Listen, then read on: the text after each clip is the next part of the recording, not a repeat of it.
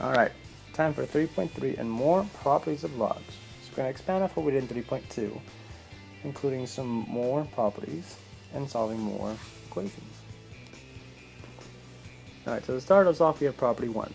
And it basically says if you have the log of the product of two numbers, you can expand it. So instead of u times v, it's log of u plus log of v. And the same thing works for natural logs. Natural log of u times v is going to be the natural log of u plus the natural log of v. So any log or natural log can be split into the sum of two logs or natural logs. Alright, so here we have an example of that property. We have log base 3 of 4 times 2. So you can pretty clearly see that there are two numbers. So we have 4 and 2. When I expand this, I get log base 3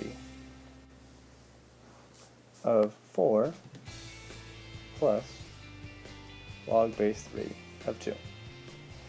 Looking at the natural log of 15, there's a few ways we can split this up, but we have the choice.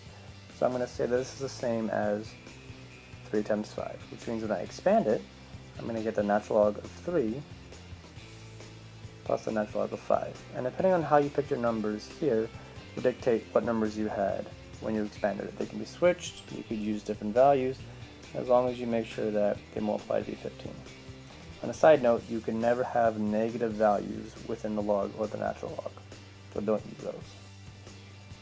Alright, so our second property here talks about division. Log of b of u over v, so quotient here is going to be split up using subtraction. So in the last example, if you're multiplying two terms and you expand it, you have addition. Here when you're dividing two terms and you expand it, you're going to be using subtraction instead. And again, it works the same way for natural logs. The quotient of u over v is going to be the natural log of u minus the natural log of v. Alright, so here we have an example. We have the log base 4 of 8 over 5. Since we're dividing those two numbers, we're going to expand this using subtraction. So log base 4 of 8 minus log base 4 of 5. Same thing for the natural log. Natural log of 8 minus the natural log of 3. Alright, so now we have a challenge. I have the natural log of 30. I want you to rewrite that as a sum or difference 3 ways. So try and brainstorm product with quotient that would equal 30, and then expand it. Hit pause now and try that. Alright, so it turns out that there are a lot of different things we can do. I'm going to start with the first one being 15 times 2. Since that's multiplying, we're going to expand that using addition. So the natural log of 15 plus the natural log of 2. This could also be maybe 6 times 5, which means I have the natural log of 6 plus the natural log of 5. If I wanted to do a difference, I need to be doing some dividing, so let's say I have maybe 60 divided by 2. I would then split up as the natural log of 60 minus the natural log of 2. And then we have 3 different ways to write the natural log of 30. Alright, property 3. This one is actually very, very useful, and it expands off of our inverse property. So if we have log base b of u, doesn't matter what the base is or what the number is, the exponent can always be moved to the front. And again, it works the same way for natural logs as it does for logs. Any exponent can be moved to the front of the natural log or the regular log. So looking at our first example here, you see that we have an exponent of 4. So if I wanted to rewrite this, I would move that exponent to the front, giving me 4 times log base 4 of 3. Looking at 81, there's several different ways I could rewrite this. I'm going to say the simplest way is going to be 3 to the 4th, which means the 4 would move to the front, and I would get 4 times log base 2 of 3. Alright, this property is a repeat of one that we talked about in the last section. Log base b of b is equal to 1, just like the natural log of e is also equal to 1. Now here we have an example trying to show that last property. Now you notice that the base and the number, so log base b of b, or in this case log base 4 of 4, and log base 3 of 3, those numbers are the same, which means they simplify to be 1. Alright, so it's time to use what you've learned. We're going to go ahead and simplify each one of these. I want you to simplify them as much as possible. So go ahead and hit pause now and attempt each one. So looking at our first example, 64 is the same as 4 to the third. So I can rewrite this as log base 4 of 4 to the third. The exponent can be moved to the front, giving me 3 log base 4 of 4. And then we know that log base 4 of 4 reduces to be 1, so our answer is simply 3. Looking at our next example, 64 is the same as 8 squared. And the reason why I'm choosing 8, or if you're choosing 4, is because those are what the bases are. And I know if I can make my number the same as the base, I can use one of my properties to get things to cancel. So I'm going to go ahead and rewrite this as log base 8 of 8 squared. Again, I know that my exponent can move to the front, which will give me 2 times log base 8 of 8. Log base 8 of 8 will simplify to be 1, and 2 times 1 is 2. There you have it. Alright, so now we have something slightly different. We want to expand this first, and then simplify it second. So when you expand it, we want to identify, are we multiplying or dividing? In this case, we're multiplying. When we expand multiplying, we actually add the logs. So expanding to 3x will give me log base 3 of 3, plus log base 3 of x.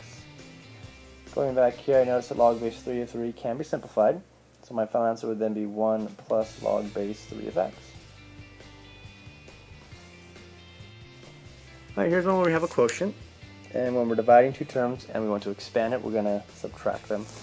So I'm going to end up getting log base 3 of 5 minus log base 3 of x squared.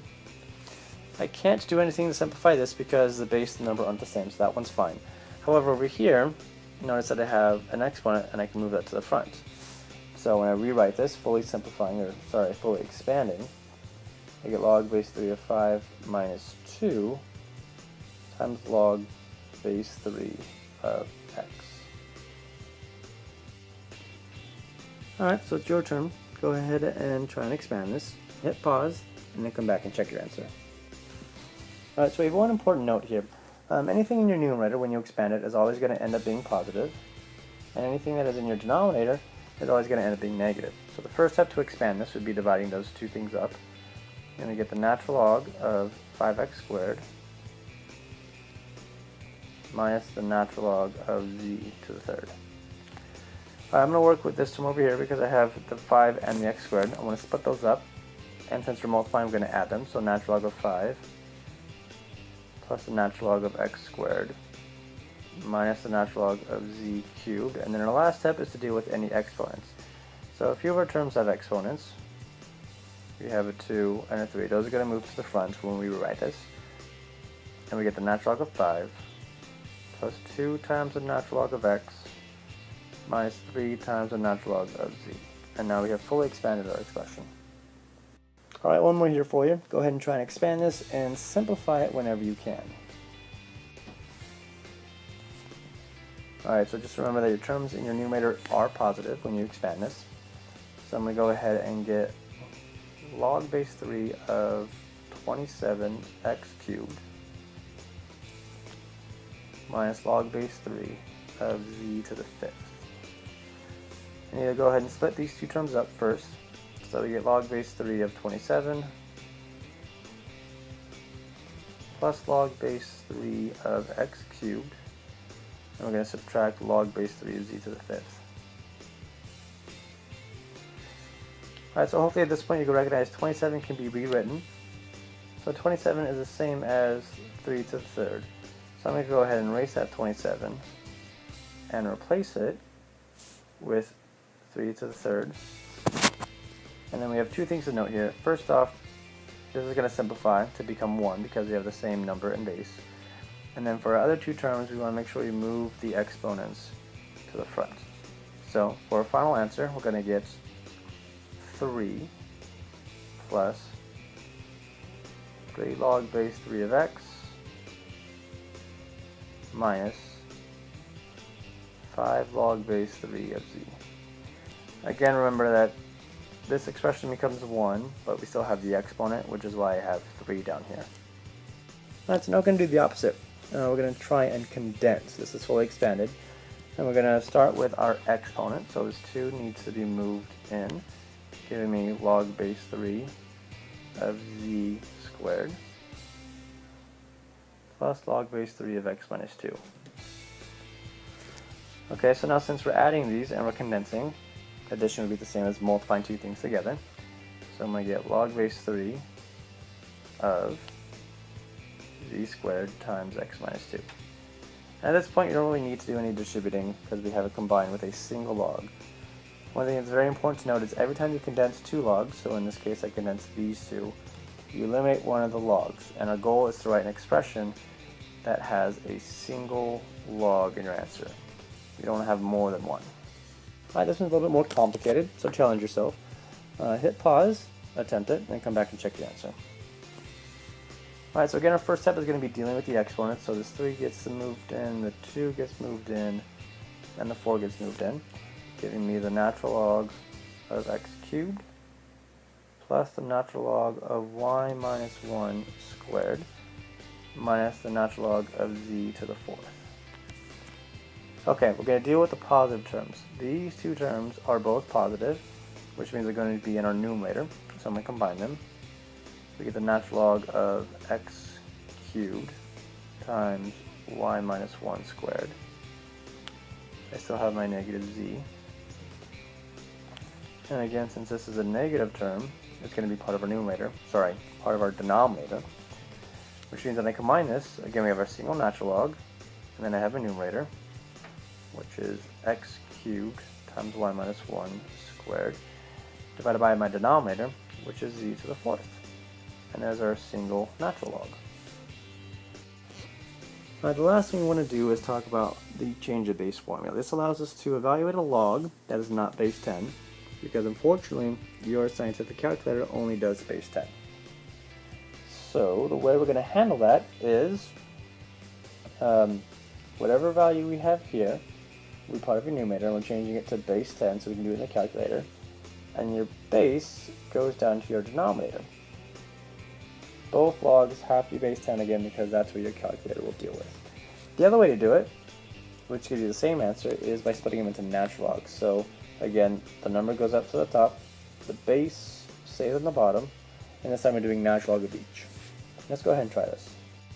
Alright, so I have two examples here. We're going to do one with log and one with natural log. I'm going to split them up and then evaluate them. So for log base 3 of 5, again the 5 is going to go on top, the 3 is going to go on bottom, both are going to have log base 10. So we get log base 10 of 5 divided by log base 10 of 3. We can do the same thing using natural logs. Again, the 5 goes on top, and the base, which is 3, goes on the bottom, giving us the natural log of 5 divided by the natural log of 3. And when you plug these into your calculator, they're both going to give you the same answer. And so our answer is approximately 1.46. Alright, your turn. Go ahead and rewrite both of these, once with a log and once with a natural log, and then plug them into your calculator to check and see that you get the same answer no matter which one you use.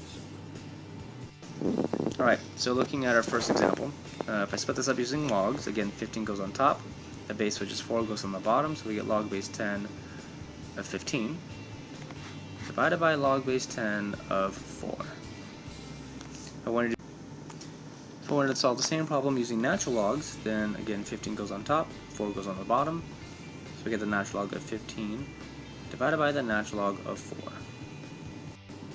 And we get approximately 1.95. Alright, so that's going to do it for this set of notes. Go ahead and use what we've talked about and try the homework. Good luck!